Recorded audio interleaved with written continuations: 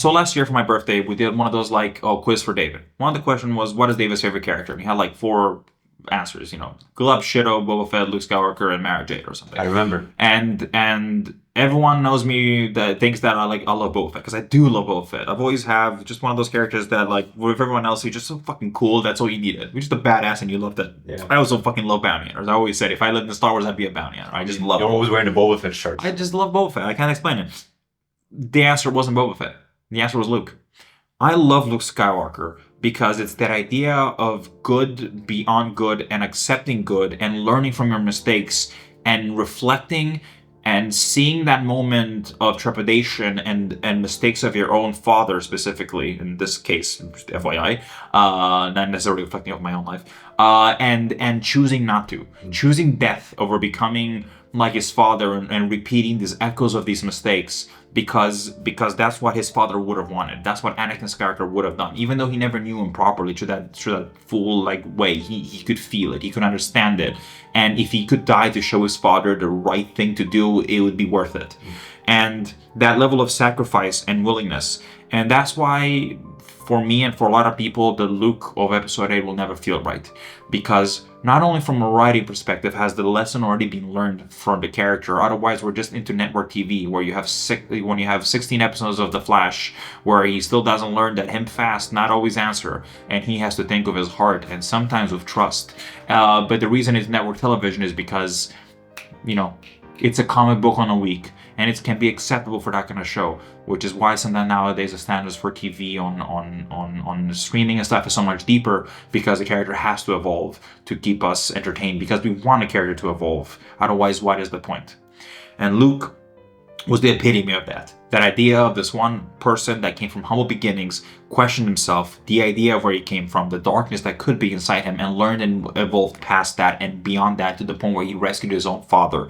The thematic idea for so many people, even though I can't personally reflect with this, but I know so many people who do, the idea of helping your father see their answer and have him tell you were right is such a strong thing for so many people. Rescuing your parent, not the other way around, which is such typical in storylines and things, where his love for his father and just the idea of just good won him over is such an important story that I will never accept in my hearts of hearts that Luke, even in a moment of weakness, would have turned on him and questioned to kill his own nephew. I will never accept it to the ends of the earth. And the best way I can put it is in that scene when you see it in the movie, when Mark Hamill is doing his best that he possibly can. Not only do I fully feel behind his eyes the broken heart of Mark Hamill for having to perform that scene, but that isn't. But even though he's doing his best to perform the scene as a believable Luke, being so afraid in that wave of darkness that he saw this kid might create. Outside of the fact that I believe that Luke would have had so much time and understanding of what it means to have those visions and feelings of darkness in your life and around you, that he could accept and understand that what's to come may not be what will. Cloud City, oh my god, my friends are in danger, they're gonna die, oh look at that, they didn't. I can change the future, it just, but what could happen? And that his own actions could have led to that eventuality. He becomes a catch-22. What a weird thing to me. Outside of all of that, in that moment, I think, and that's Mark Hamill dying inside performing that scene, because he just fundamentally disagrees that this is the character that not only has he played for so long and understood so well, that he spent so much time with George learning and developing and creating. But I will never accept that. I know that people like the idea of reminding you that people are human, that people make mistakes, and that we're never too old to learn lessons again. But some lessons we need to believe we can learn forever and will not fall back on, because if we don't, then what's the point? We need stories about heroes that overcome the darkness and move forward and don't fall constantly backwards. Because that's important, and stories like that matter, and they're getting less and less and less, and Star Wars is one of those pillars of those kind of stories, and by doing that you've removed it, and you're scratching it away, and you're making this character that was the idea of again all everything I've just said, and moving forward from it, that you couldn't help yourself and give him the treatment of sour old man, make mistake. And I go, but that's not what I want. Make him learn new things, push him forward better. why are you making me question for something that I just, to the fundamental core of my being, know he never do? Why? I will never understand it. And Kylo Ren's corruption could have been there for 1,000 different reasons. Making it based on Luke was not the one. Making it based on Han would have made a million more sense. From a man that's been a skeptic and afraid of things he couldn't understand. Hell, even Leia you could kind of accept, but not Luke. There is no reflection of that Jedi that understands that there is the empathetical side of yourself that you're supposed to give, but not fully understanding how to give it. And that's always been the Jedi's problems, being so afraid of the embrace of passion and some degrees of selflessness that because the Siths are so focused on that, they're so afraid of embracing any of that, that ultimately that does lead them too far in one direction. And that's the lesson of the Jedi and of the Sith. Balance. That's the point of it. And that's why George had the wills. That's why that original trilogy was about Luke and, Maul, I guess, or whatever Sith you would have wanted. It wouldn't even have mattered. About the idea of neither of us fully understand balance to the best of our ability. We are by definition out of balance by being so extreme in our pacifism or our aggression. But understanding that there is always a middle road, and that middle road should always be taken because that means considering everything. That's what Luke was meant to be. And actually truly be the representation of the appropriate way to be a Jedi and lead. And people would fall and falter by definition because you expose them to both sides of that coin. And therefore you would have students that would fall towards the dark side because you expose them to it naturally. But it's about believing that even though you get exposed to the darkness, you don't fall to it. Now, one of my favorite lines from Jedi Fallen Order is when Seer Junda talks to Cal Kestis and says, every Jedi struggles with the dark side, but that is the test.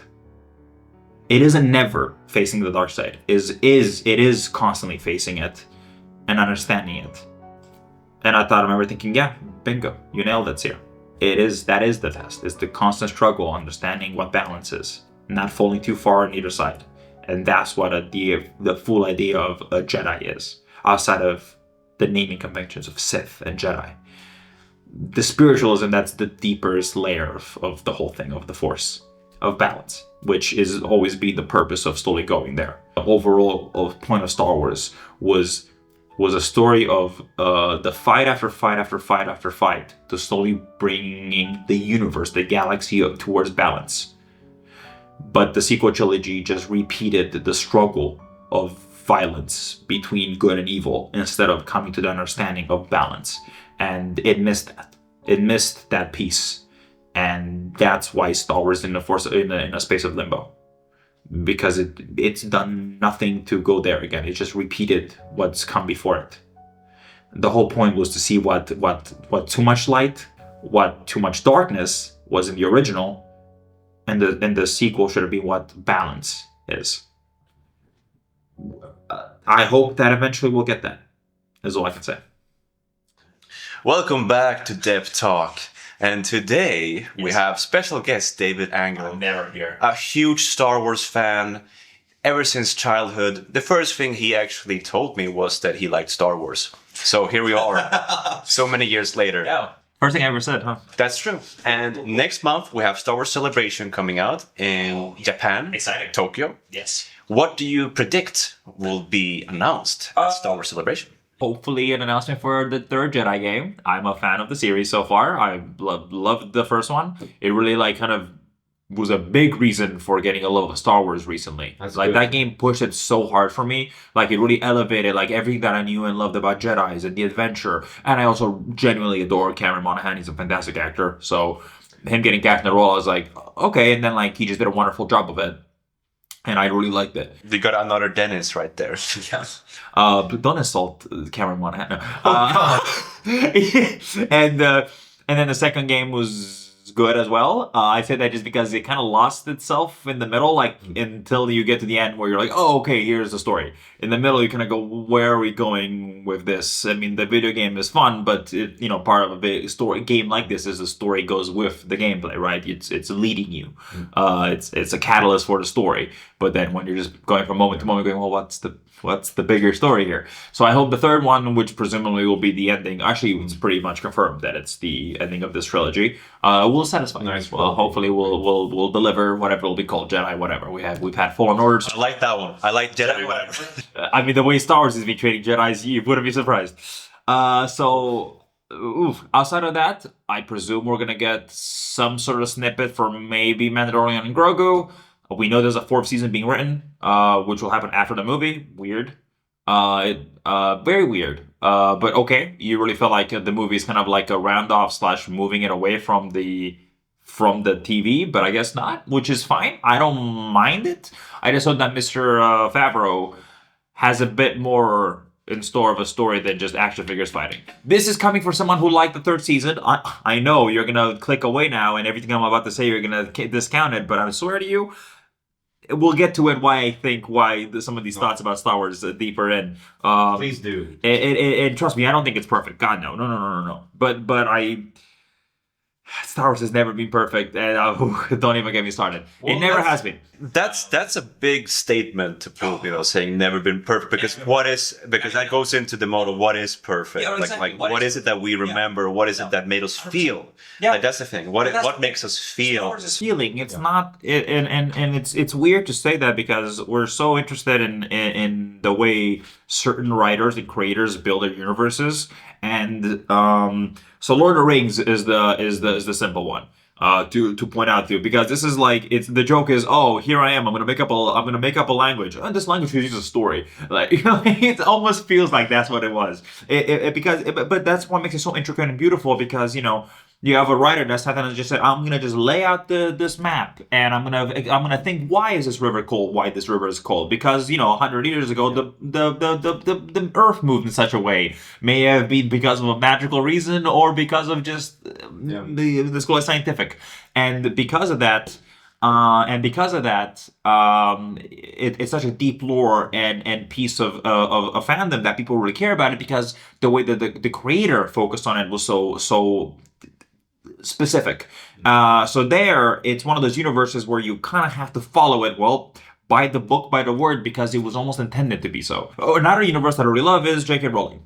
As a quick side note, that's nothing to do with the creator. Differentiate your creators and your art people. That's just rule number one of the book. And I love those movies, those books. They mean so much to me. I grew up with them. It's like my mom read me all those books growing up, even to the last one. I was old enough to read it myself, and she literally said, "Hey, you want to read it yourself?" And I was like, "Nah, you read it to me as a bedtime story." No, I was old enough to do it, but it meant something to me, and I think it meant something to my mom. Like, here's my kid old enough to do it, but he still wants to spend time with his mom, having this book read to him. I don't know. It was one of those things that I'll never forget. That like, there was those bonding moments between my mom, like doing that, and I would have changed nothing about it. Star Wars is a world made by a man that clearly has a feeling of what the overarching like thematic is. And what makes Star Wars special is that it's every genre kind of thrown in together. And it's made itself special by being able to house every genre if you really wanted to. Does every genre necessarily have to belong to it? No. But it's left itself open that it can. And that makes it rom-com. So it could. It goddamn could. Who would have thought that some of people's favorite Star Wars, political intrigue, the prequels sucked for that. Yeah, they did, because they weren't done very well, but everyone fucking loved Mon Mothma scenes in Andor, didn't they? They're like, woo, Mon Mothma scenes, fuck your stupid husband and your traditional daughter, boo!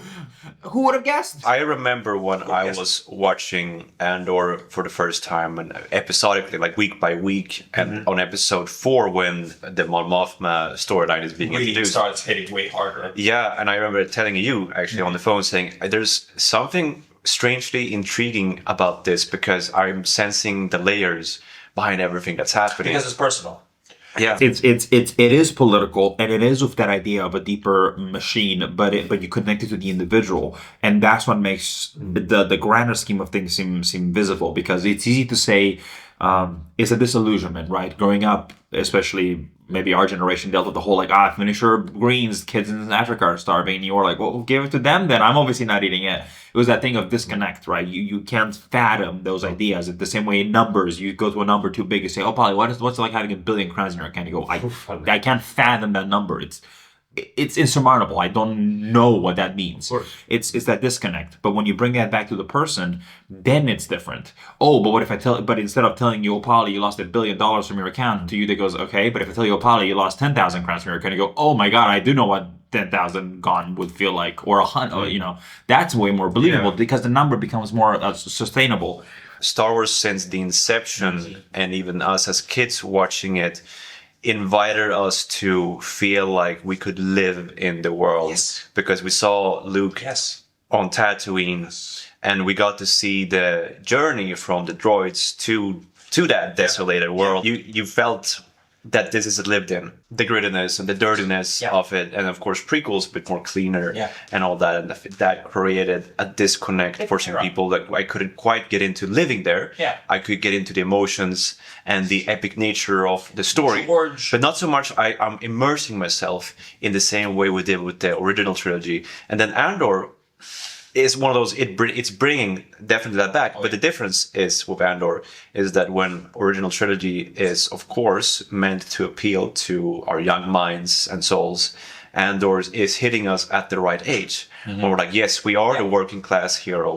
I'm not necessarily growing up Star Wars. I'm not necessarily a Jedi or clone trooper or anything, the bounty hunter. I'm just a guy stuck in in the city, in the system, in the loop, having to work, having to just obey the orders. And I was like, and someone's watching you, of course, the Empire. You feel like more of a machine than the machine. The Orwellian kind of thing. You feel more of a machine than the robot. The robot's more human than you. And it's all leading to the rebellion, and I feel the necessity of the rebellion watching that show. Like, it truly hit me in that sense of, in the original movies, like, good versus evil, like it should be. That's how it should be.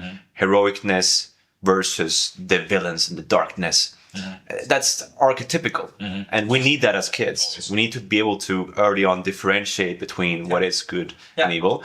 And then Andor gets you now because what was necessary for the heroes to exist? What was necessary for us humans to push to create the setting for the New Hope to even exist? So I'm really excited about season 2 because I'm feeling the escalation.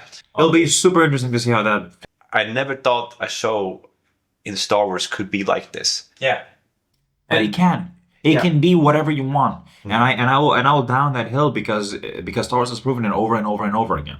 It's proven that it has the spacing for it, and as long as you have someone that's talented enough to just create that piece of art that feels organic within the world, it'll work. The thematic and the characters and the organism isn't the problem. It's someone actually implementing it in. Remember, because you can't just throw things in there. You can't just do that. Otherwise, you'll slip into feeling like a different genre or franchise. Because let me ask you this. How much of the sequel trilogy stuff do you feel like you want to go into Wikipedia? How much do you want to open a book and read the mythology, the lore about the background characters? Because now that childhood want to know is hard to tell because I'm no longer a child. I don't have that to wanting to go on Wikipedia and find out the history of Chewbacca's third gun, but which I don't really have that in me anymore to the same degree and stuff. And I wonder if kids nowadays will feel any different. And I'm sure, I guess a piece of me hopes that there'll be nostalgia for the sequels for their sake, and that they will be able to sustain something from those movies. Although, God, I doubt it, especially how Rise of Skywalker. That's the thing, because they have a lot of, let's say, lore books, as it's called, right? Like the books of the concept art and all that. Lore books used to be hey, here's a concept we introduced in a movie, like the Clone Wars, but we don't have the time to go into it deeper. But the sequel books are more past jobs. They're we said a thing in this one scene, and we're not really sure what it meant, but now we're gonna release this book to hopefully tie it together. Which at the end of the day, we'll see how much this book actually ends up being canon or not. Because you remember the days when you loved looking this stuff up, you loved learning more about it. Even if tomorrow Mr. George or a show came in and changed it all, because guess what? It happened all the time growing up. A book would say one thing, and then a video game would come out, or Mr. Lucas said more, and then that technically no longer was canon, but no one really cared. That's G canon, and then it's canon, normal canon, and then it's the stuff that could be legends already by that time. 100%. Who are you? Well, that's a great question. And Star Wars hasn't changed. Star Wars is just as contemporary as it's always been with the way the storytelling is made, except for now it's not being made by the same guys, made by different people. So what's contemporary for people nowadays? Well, think about it. It's identity. It's person, and in a grander scheme of things, for some people, it can be identity is such a vast question. It can be gender. It can be sex. It can be identity in the social structure. It's so many new pieces, and the writing will always be echoed by the people writing it and their own struggles, because at the end of the day, that's how you can write a better story. Yeah. I do want to write about things and topics and evaluate. Andor. It's at the end of the day, the thing that makes that story simple is because, like you said, it's about your every person just dealing with it. Yeah. May it be from being a senator to a Joe Schmo in a factory. Or just some kid that wants to find his sister. Do or do not, there is no try. Tell me about your experience with this. To go back, great line. It took me a long time to understand it. Like, it's one of those things that, like, when you hear it, you kind of go, well, that doesn't make any sense. What do you mean do or do not? There is no try. I have to try to do. Well, that's the thing that I've learned of it. Just doing it is you trying. Just take out the try, because you either do it and fail, and that's fine, or you just don't do it at all. Do it and fail, that's okay. Yeah. Trying kind of has a deeper level of implication where you're not fully committing to it. You're trying. I'm not doing it. Doing it and failing isn't the problem. Doing and failing is learning. It's a hard concept, and even though I know it, it's still hard to sometimes swallow. But in this show Andor, yes, in the manifesto, yes, great. He says try, yeah, instead of do. Yeah. There's like a direct echo to the line. There is a piece of reflectiveness there. And I think that part of try is for the people that go, well, I don't get it. I do have to try it. And I think it's good to be able to let people know that that's just as valid, that's like how you have to function. Mm-hmm. Again, it's individualism. It reflects that, doesn't it? You're the kind of person who is a try and do, or you're the kind of person who do or do not. And I mean, you're still achieving the same goal. You're just doing it in different steps. Because Andor is a person who he was selfish. He didn't want anything to do with this. He was out for his own gain. For him and his family. He was going to escape. He was going to take the money. Yeah. He didn't care. Yeah. And then what made him care? And then at the end there, it was like, try. And that it's probably going around in his head. And with that in his head, he does. Yeah. So I think the try became a do. Yeah. For him. 100%. And that's an amazing story going from that point of I don't care to I care. Yeah. Like, how do you get to I care? And that's why he's a great character. And to be fair, Star Wars has never lacked great characters. The only thing Star Wars has lacked has been execution of those characters. Mm-hmm. Luke, great character. Han, great character. Leia, great character. Why was Luke a great character? Luke was a great character because off the bat he was a Mary Sue. Yes, he was. He could fly a ship. He could fix mechanics. He knew how to speak to droids. He knew binary. He was a good guy that didn't need incentive to be good. He just wanted to. He wanted to go out there and help the grander scope of the world. He wanted to join the rebellion. That was his hunger. He wanted to join to fight against the Empire. He had no love for it. He was altruistic from beginning. Mm-hmm. So yeah, on paper, that's a Mary Sue. Would you not say so? You would. But what changes him different? According to the definition. Right, which is a character that can do it all without any training or need, or at least visualized. But when does that change? Well, I'll tell you when that changes. It changes when you get to Empire.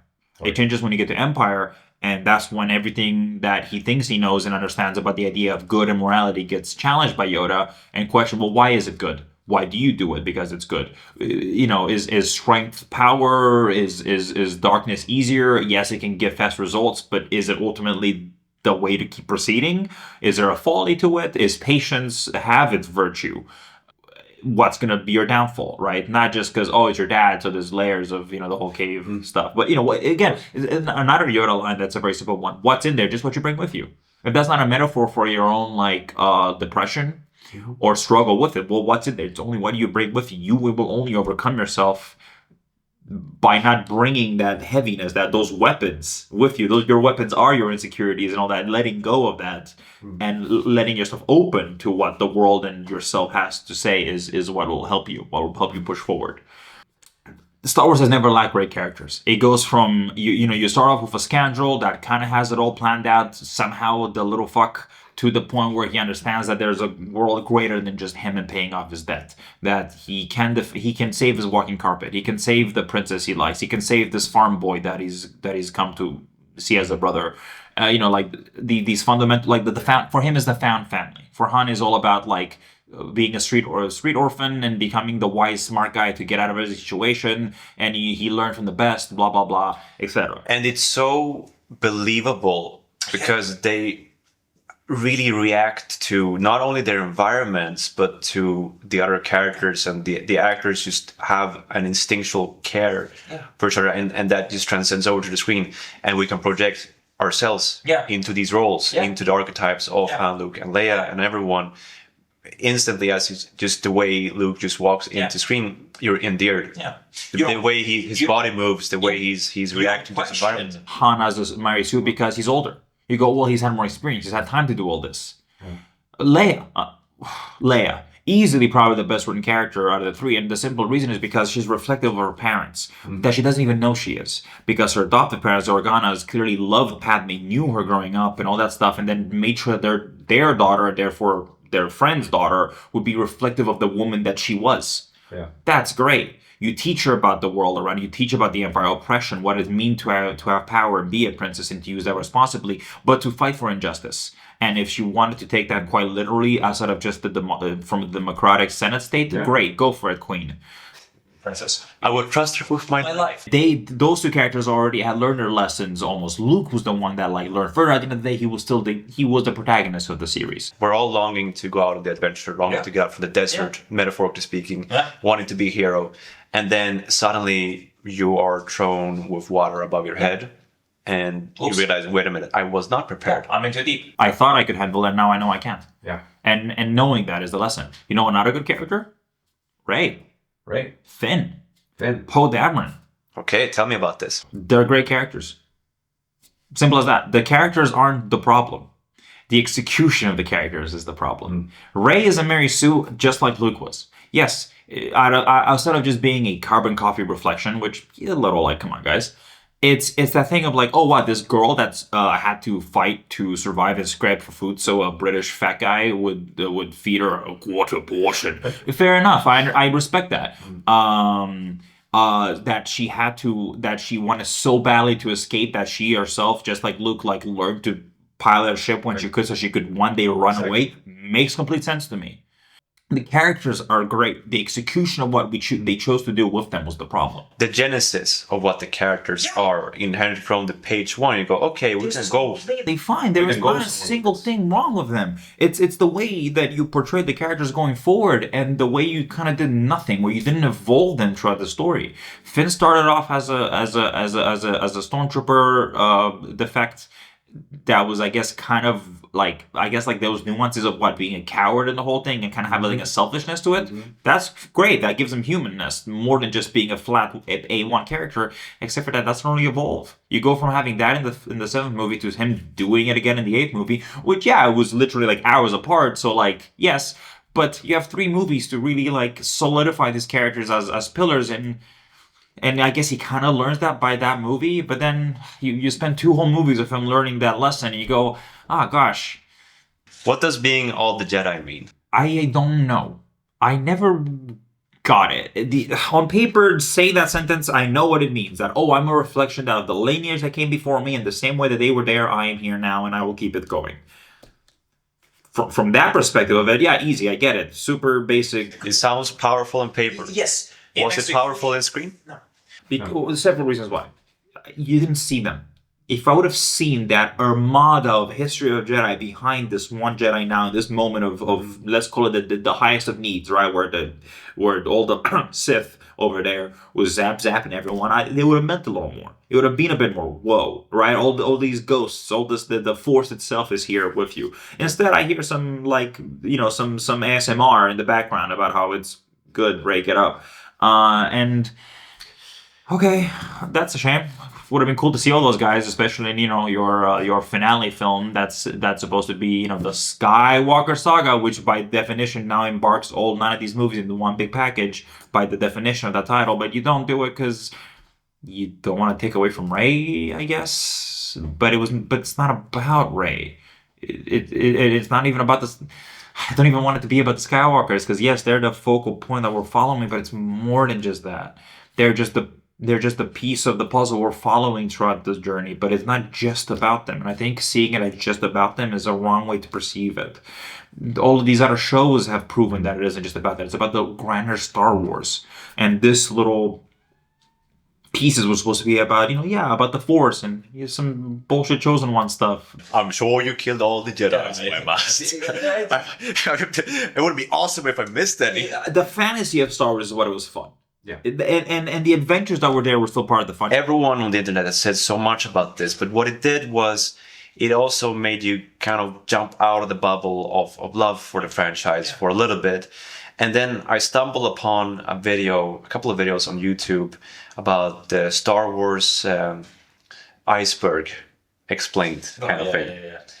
And it's like, oh, what is this? Like, can you name all the strange characters? And the further you go into it, the more bizarre the characters. The meme on the internet goes, right? Yeah, that kind of stuff. And yes, I remember a fair amount of stuff.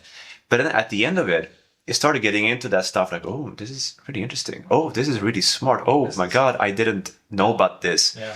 And then like it gets deeper and deeper with the world and mythology and like to say that the religions of the world and what the Force is and the wills and and it gets so fascinating and interesting.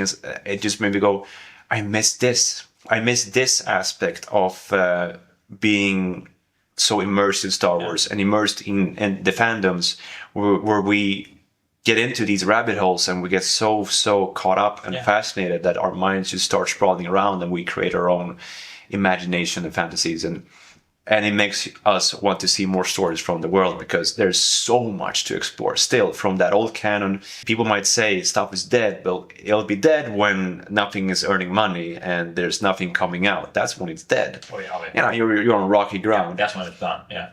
But that shows you the right person in charge, the right person making these movies can make stuff that's like whew, blowing your mind. And I'm not lying when I say that. When the books about the guy behind Leia at the medal ceremony in episode 4 is actually like the most crazy crazy trip of a story that could be like the Silmarillion of Star Wars. Robot. Did you see the comic that's a part of the Revenge of the Sith concept art book?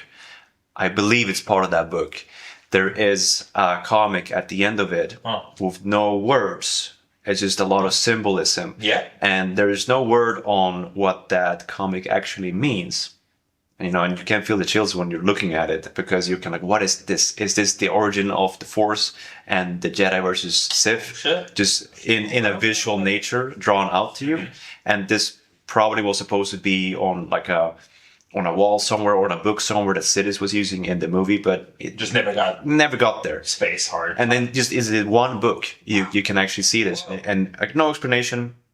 Show it to me later, I guess, because I don't know. No, It's amazing. It's like this is the stuff that makes you go, this is why I'm a Star Wars guy. I love the Mortis gods. Yeah. I love the Mortis gods. Introducing Clone Wars.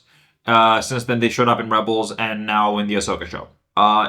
It was one of those things where George really wanted to do it. Filoni's tagging along, doing his best to understand what the fuck is going on. He's like, "What is this?" And he's like, "It's fun. It's Mortis gods. What is it?" But I love it. That's why I can't wait for Ahsoka season 2 because I can't wait to learn more about the Mortis gods. Fascinating to me about those, like, remember the finale of the original season 6 back in the day finale of Clone Wars where Yoda goes on his little like mushroom trip across the galaxy and like learns about the whole becoming a Force ghost, meeting Qui-Gon. Great. Like Star Wars has always had all these like random pieces of just like fantastic, even more fantastical than the Force already within it. Bendu in Rebels, love the Bendu. Great character. I don't know what to say. He showed up for a season, kind of didn't really do much, but did a lot, and then got angry and zapped a bunch of people. Loved it. Yeah, he was played by a Doctor Who, He actually. was played by a Doctor Who, though. Yeah, that's right. Dennis, you can comment about I it. forget the actor, though. Tom Baker, I think. Was it Tom Baker? Maybe. Dennis, comment. great. Star Wars has, again, all the potential to do all the things you want. You can give me a story about a dirty little smuggler in a hole. We have no source material. We have no comics. We have no books. We have no video games. And what happens when you create those source materials yourself and then you don't respect your own material you created? That's when I'm insulted. Let's drag in poor Daisy Ridley again. I gave you an Ahsoka book. Recommend you read it. I think it's good. Are there any pictures in it? No, I'll read it. The very beginning of it happens with the capture of Maul. The way it goes down is slightly different than it happens in the show, because I don't think the show was done yet, but they knew that was going to happen. So the writer was told, hey, we're going to do it, but it's a shame there wasn't a more connection to just give him like, hey, this is kind of how it's going to happen a little bit. The book is then afterwards from that story. And then you kind of get to see that story just kind of scrapped and reinterpreted in the last episode of Tales of the Jedi, where Ahsoka joins. You're like, what the fuck happened to this book? What was the point of it if now you've changed it? They were doing books about things that would tie into Rogue One, like the Catalyst and things like that. And those kind of things. It's not the only thing that... Did you, by any chance, see the book version of The Last Jedi in a store somewhere? I did, and I just opened the first page. And I hi there, it says Luke to his son. I'm like, what? What? I fucking wish. And I was like, what? Is this in the movie? Hello, Mara Jade. Turns out it's some kind of like unused dream scene that the author came up with for the book. I was not part of the Rian Johnson script. But it's like, I opened that up and it's like, I'm being basically... You're sucker punch. Like, why am I looking? What are you talking about? Did I see the wrong movie? Like, did I get the wrong cut in the theater? It doesn't matter as a counterpart to the movie. I don't know what the future of Star Wars is, because I think they're a little unsure. All I know is that it needs someone that has a bit more of a grander vision instead of a piece by piece in front of them. You're building a world that's so dependent on the grander scheme of the scope of it. Star Wars felt like it's been so far going just what's in front of you. Maybe 2 steps. If that's giving him a compliment, because sometimes it feels like they weren't even thinking an inch ahead. It needs that space to breathe, because then it doesn't feel crammed or missing or randomly thrown in there. You go, oh, there's an organicness to it. I liked Skeleton Crew because it didn't need to force itself upon the grander Star Wars story, and the part that it showed there was intriguing enough that it didn't damage anything. It raised a lot of questions, but nothing that broke anything for me. And that nailed the old Star Wars. We were among the few who actually stuck around and saw the whole Skeleton Crew, and this is so strange to say that there was a whole Star Wars show live action that so many people just like, Yeah. And I mean, Andor when it came out was a little bit like, but now this is kind of trying to change their own narrative about it. We're like, we just need content for Disney Plus, go do whatever, Tony Gilroy and Diego Luna. And then they come back with a show that they cared about and made good, because they actually create good shit. Because the volume's occupied, guys. We're filming Kenobi here, we're filming Acolyte here, Mando. You can't use the volume. You go out in the real world and film more. You can't use our fancy fucking dome. You get the fuck out of here. Oh, fine. Guess we will. You're doing the content show. 12 episodes about a rebel. Whatever. It's like just a rebel, you know. But it can tie into Rogue One a little bit, making sure you can use that in the marketing, and then they bring us a show that's has depth and nuance and character. Is this one of the best Star Wars shows that the franchise and audience can fucking agree on in Star Wars in years? Oh my God, season 2! And what did they do with the trailers for season 2? Disgusting. They make it fucking normie.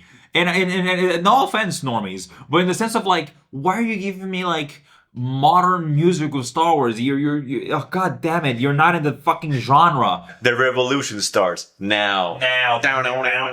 That's not goddamn Star Wars. It's orchestral. It's fuck. Even when they go a little too like techno sci-fi, you go, oh, easy now, cowboy. You're stepping into weird territory. With the quotes of this being critical, which it is. Only no one fucking saw it, but it is. Rightfully so, but that's just... No one fucking saw it, or that's a darling? Well, no, it's funny because this is what Disney's trying to do now. Like, okay, Skeleton Crew just didn't do the numbers, and people are criticizing our shows, our content. People aren't really caring about us. Right. We got Andor, everyone. It's not just for the fans; it's for everyone. And let's show that to people. And the song is thematic. It's jarring, but it's making a statement. And here's the thing. It's Andor, and I trust it. It's gotten my... Also, it's not the director making the trailer. That's very rare that a director actually makes that. That's usually made by literally your marketing department and your trailer. Like, you have different people to make trailers and stuff. So usually it has nothing to do with it. You know what I mean? And I wonder... It's like seeing a Christopher Nolan movie and he has like some hard R rap song and you go, okay, I don't think Mr. Nolan specifically put that in there, but this viewer might have thought that'll be hip with the youth. They did that with Tenet. Oh, would you look at that? Like, a piece of me goes, I don't... you know what? The exception to the rule is like something like James Gunn, where I believe he fucking tickled the balls of that music trailer. Like, that I believe. But that's like the unique moment of, I know you touched that, versus the, yeah, I guess you guys will do whatever the fuck you want on my footage, you monsters. Do you feel disappointed that there might just be one more Ahsoka season to wrap things up? No. Depending on what they do with it, simplest answer. If it's wrapped in an appropriate way, then no, of course not. If he leaves you hanging of like 6 story threads that you're gonna be written by some other person in the book that's gonna be discontinued in about 2 years when a new story is gonna come, then yeah, I will be like, oh cool, the book I'm only gonna care about because they're gonna change that canon in 2 weeks. Yeah, then I will. When people say, oh, they're just bringing Hayden back, oh, they're just bringing Ewan back. Is it insulting to my intelligence? Yeah, a little bit. Because you're dangling keys in front of a toddler going, you remember the funny man? I do remember the funny man. Hello there. David, who's the main character of Star Wars? Great question. No one. And that's what makes it good. Say so. There is no main character of Star Wars, and I don't want there to be a main character of Star Wars. If there is a main character of Star Wars is being done wrong. You're not thinking Anakin and Darth Vader being there shouldn't be one, which is why I hate the Prophecy of the One. Mm-hmm. I've never liked it because it was like, cool, all right, where'd it come from? Who said it? When? Why? Hello? It's missing. Yeah. Where is it? Why is it? And magic. You can say it's magic because the Force. That's fine. I don't need it. But when did it come? I have no clue when the Prophecy of the One was created. Why Anakin was created? Because Dark Sidious was throwing his midichlorians in Shmi's womb. Weird sentence. Yeah, gross, disgusting, and makes sense for that sick little boy. Man. And you try to establish that an Acolyte. I didn't hate it. I don't get the hate for that. That wasn't the problem of Acolyte. The idea that this coven of lesbian Force witches is creating children because, you know, that's how they can have children in their coven of witches. That's not the problem. It's called Themyscira, motherfuckers. They literally molded Wonder Woman out of clay. Like, it's clearly emphasizing already mythical storytelling, which Star Wars is all about. It's based in the classic ideas of mythology and stuff. So that's not the problem, you fucking idiot incels. The problem is the fact that... I mean, that was a bit harsh of saying incel. But it is, because people narrow it down as if that's the problem. But no, the problem was the storytelling. The problem is that you sold me a show about the dark side, about how the appeal of the dark side can be the right choice maybe for a person, but then you don't give me any of that. Until the very end when you kind of wink and you go, wait until next season. I go, it should have been the first goddamn season. But wasn't Kimmer dreamy, David? Yeah, sure, he sure was. Look at those sexy little... Where is he from? Taiwan? The whole idea that in darkness there is light and in light there is darkness. Yes, that's fine. I am more than happy to see that a Jedi can lose his way and break, even though within the idea of what they believe is good, reflective of how people. It's fucking Rosebud, goddammit. Fucking play just like cameo, and I could like, I'm here too, and you're like, oh hey, there he was. And you go, okay, there he was. Right. And him, and the idea of like him maybe like helping or learning, oh, these 2 girls were made using the Force. I could make my own perfect Sith of that shit. Like, to me, that makes perfect sense. Of course it does. Why wouldn't you? And the fact that then Pappy and him, like, ooga booga, and then, like, finally created Anakin, and then Pappy was like, anyway, my apprentice. All of that's perfect tonality, and it all makes sense. It feels appropriate. The pieces that were set up there make sense. And from what I understand, the showrunner, director, and creator wanted to go darker, but then, of course, Disney being afraid that, red bad, we didn't get it. But god damn it, no one seems to make the goddamn effort. You care about Star Wars so much, you say, but you don't take the second to reflect on what came before, what is happening now, and how much of that actually has an intertwiningness. Because it must. Some of these core ideas and feelings are being carried over. Yes, in a weird sometimes way than before. And I admit and I agree, and I don't always like it. But sometimes shit like the bleeding of the crystal, I think is great thematicness. When its base thematics aren't followed through and disrespect the ones that it set itself up for. Because then...